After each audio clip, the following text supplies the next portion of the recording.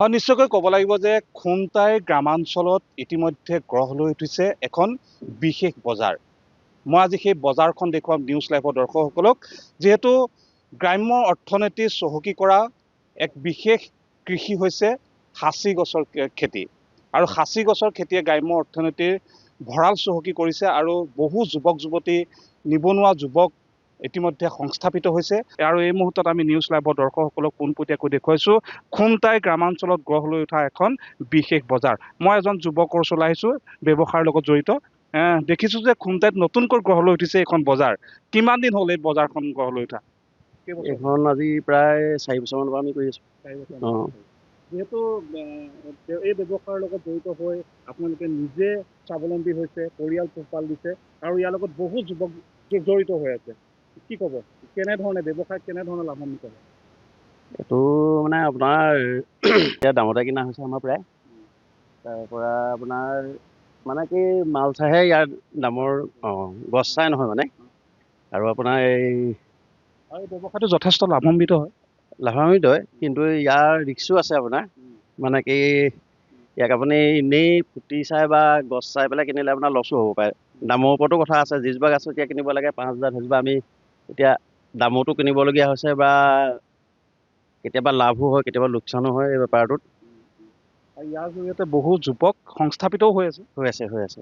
বহুত যুৱকো হৈ আছে, এখন ঘৰো এইগোটা চলি আছে বা আমিও এইগোটে এই কাৰবাৰটোৰ পৰাই আমি কিবা এটা চলাৰ সংস্থাপন পাইছোঁ। এনেকেই আৰু বহু পৰিয়াল হৈ আছে। গোটেই এতিয়া আপোনাৰ এতিয়া আগতে হেৰিটো নাছিলে, এতিয়া আপোনাৰ বৰপথাৰ সৰু পথাৰৰ পৰা ধৰি এইফালে ফলঙৰ পৰা ধৰি আগতে মাল নাছিলে, এতিয়া সেইফালেও বহুত উন্নতিৰ পথলৈ গৈ আছে এই কাৰবাৰটোৰ পৰাই। ৰোপণ কৰাৰ পিছত আপোনাৰ এতিয়া মালে ধৰিব লাগিব। মালে ধৰিলে আপোনাৰ সেইটো মালৰ ফুটি চায়ে সেইটো মানে কি বা ৰং চাই আপোনাৰ দাম দৰ হয়। এজোপা গছত হয়তো লাখ টকালৈও আছে, লাখ টকালৈও আছে। লাখ টকাও আছে, আপোনাৰ 2,000 টকাও আছে, 5,000 আছে, 50,000 আছে, সেইগোটেই আৰু। নিশ্চিতভাৱে মই এই মুহূৰ্তত আমি দেখুৱাইছোঁ এইখন বিশেষ বজাৰ। এই বজাৰখনৰ জৰিয়তে বহু যুৱক ইতিমধ্যে সংস্থাপিত হৈছে। এগৰাকী ব্যৱসায় এই মুহূৰ্তত আমি লগ পাইছোঁ। ক'ৰ পৰা আহিছে আপুনি?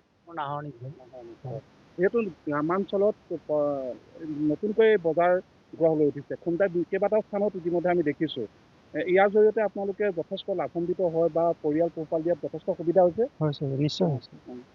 কেতিয়াৰ পৰা আপুনি ব্যৱসায়ৰ লগত জড়িত? মই আজি 20 বছৰমানৰ পৰাই কৰি আছোঁ। এতিয়া গছ কিনিবৰ কাৰণে আহিছে? হয়, গছ কিনিবৰ দাম কাৰণে। দৰ মাৰিছে? চাইছোঁ এতিয়া, পচন্দ হ'লে দাম দৰ মাৰিম আৰু। ইয়াৰ পৰা আপোনালোকে কি কৰে ঘৰত গৈ? ইয়াৰ পৰা আমি নি পেলাই এইটো প্ৰথম দা মাৰিব লাগে, মানে প্ৰচেছ থাকে, 3-4টা প্ৰচেছ থাকে। তাৰপিছত আমি সজাই পাৰ্টি আহে, সজাই পাৰ্টিক বিকোঁ। কি ব্যৱস্থাৰে বিকে আপোনালোকে? এক কেজি চিষ্টেম নে কি তেনেকুৱা? কেজি চিষ্টেমো বিক্ৰী হয় বা জুমলাও বুলি কয়, মানে এটা দম হয়, দম চিষ্টেমতো বিকোঁ। 1 কেজিৰ দাম কিমান? কেজি আপোনাৰ এইটো 300 পৰা আপোনাৰ 50,000তো বিক্ৰী হয়, 300 টকাতো বিক্ৰী হয়। কোৱালিটিৰ ওপৰত ডিপেণ্ড কৰে।